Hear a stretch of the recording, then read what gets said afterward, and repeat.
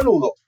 Vía Alternativa es una mesa de encuentro en la cual abordamos temas con el fin de aguijonear vuestra curiosidad investigativa y contribuir a combatir el tirano de la desinformación y la tiranía del oscurantismo. En este video trabajaremos el siguiente tema. Abstención más voto opositor. Elementos ideales para la ecuación de la tormenta social perfecta. El abstencionismo es una señal de alarma para los académicos de América Latina, ya que, cito, formula el escepticismo respecto de las elecciones, en tanto es uno de los pilares de la democracia representativa y enmarca un grado de consentimiento con el sistema político. Fin de la cita. Según lo define la Corte Interamericana de Derechos Humanos. Según lo anterior, en las pasadas elecciones en República Dominicana, el escepticismo, o sea, la abstención, alcanzó el 45.63% de los electores. Aunque el presidente Luis Abinader obtuvo el 57.44% de los votos con respecto al padrón electoral, representó un 30.78% y su partido, el Revolucionario Moderno, o PRM, por sus siglas, alcanzó 2.113.100 votos, lo que se traduce, con respecto al padrón general, en un 25.94%, que viene a ser la base de sustentación político-partidista del gobierno, más allá de las institucionales. En pocas palabras, de cada 10 individuos con derecho al voto, 4,5 no sufragaron y 2,5 no lo hicieron por el presidente Abinader, lo que suma 7 de cada 10 electores. La negativa de los ciudadanos a ejercer ese derecho representa una constante en nuestros países latinoamericanos y sorprende en muchos de ellos por sus elevadas cifras, ya sea en elecciones presidenciales, legislativas o municipales. La abstención alcanzó en el Distrito Nacional de República Dominicana el 41.66%. En la provincia de Santo Domingo el 44.33%. En Santiago el astronómico 52.24%. La Vega al 42.19%.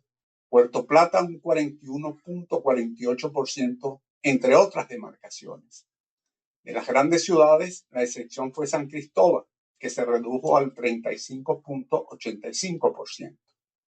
Todo parece indicar que en la medida en que las ciudades son más grandes, el desencanto por la política es mayor y donde más se aprecian los elementos de la tormenta sociales son en las grandes urbes. Se habla del crecimiento de la anomia social. Se entiende por esta, la anomia social, la falta de normas o incapacidad de la estructura social de proveer a ciertos individuos de lo necesario para lograr las metas de la sociedad. Cuando hablamos de la estructura social, no solamente comprende al gobierno o las distintas organizaciones que conforman el Estado, también debemos considerar los sectores económicos, iglesias, gremios, deportivos, entre otros. La misma se va manifestando de diferentes maneras, desde la forma en que se transita por los espacios públicos, como estos son cuidados, la naturalidad con que se evaden las responsabilidades cívicas, por ejemplo, el pago de impuestos, la forma en que se contamina el ambiente, la extensión de la corrupción, no solamente gubernamental, también la cotidiana en el ejercicio profesional privado e incluso del delito, entre otras variables. Esta se endurece cuando un grupo opositor trabaja sobre esta base con fines antisistema. La anomia social va creciendo en espiral y buena parte de la dirigencia política, no todos, usualmente tienen una explicación que minimiza el problema.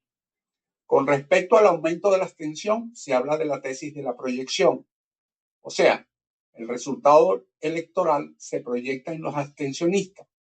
Un candidato obtiene el 50% de los votos con el 40% de abstención, obtendrá el mismo porcentaje si la abstención se reduce a un 25%.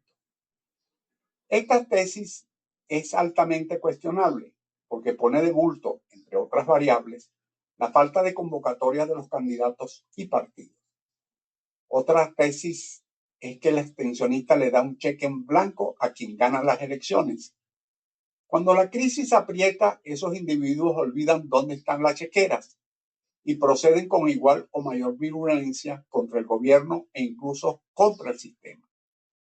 Otra postura es que en los países en crecimiento económico aumenta la abstención y como ejemplo colocan a los países desarrollados. En España, por ejemplo, gobierna el Partido Socialista o el Popular, los servicios funcionan. Los empleados que atienden la inmensa mayoría de cargos son estables y no importa la agrupación que gane las elecciones, ellos están allí por rendimiento, aunque hayan sus excepciones. Si hay una huelga de transporte público, el sindicato garantiza los servicios mínimos. Si una ruta la cubren 20 viajes de autobuses en un día, en tiempo de huelga la atienden 8, porque la ciudadanía no puede quedar sin asistencia de manera absoluta. Es una manera distinta de ver la relación Estado-sociedad. Ahora, ellos tienen otros problemas que también generan anomia social.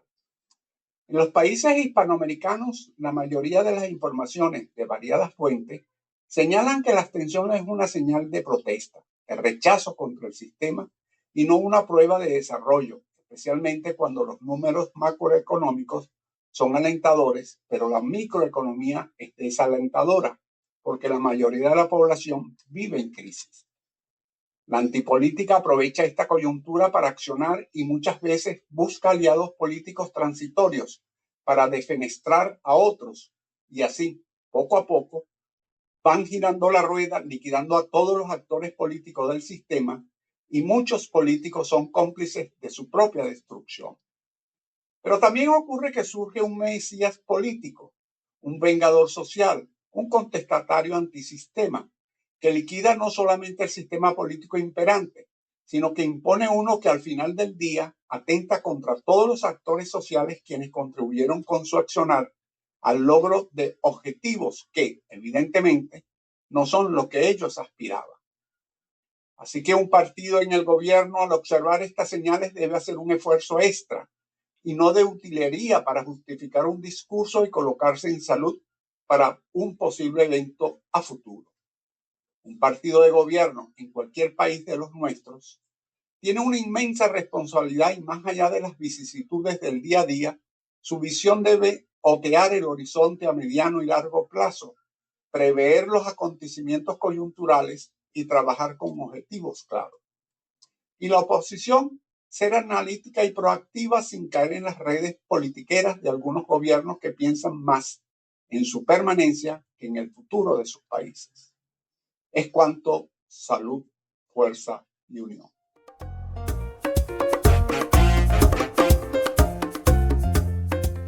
En Vía Alternativa no somos deterministas. Creemos en una mesa de encuentro donde se practique la libertad de pensamiento sobre la base de la escuadra de la razón y el compás de la comprensión. Gracias por su atención y hasta el próximo video.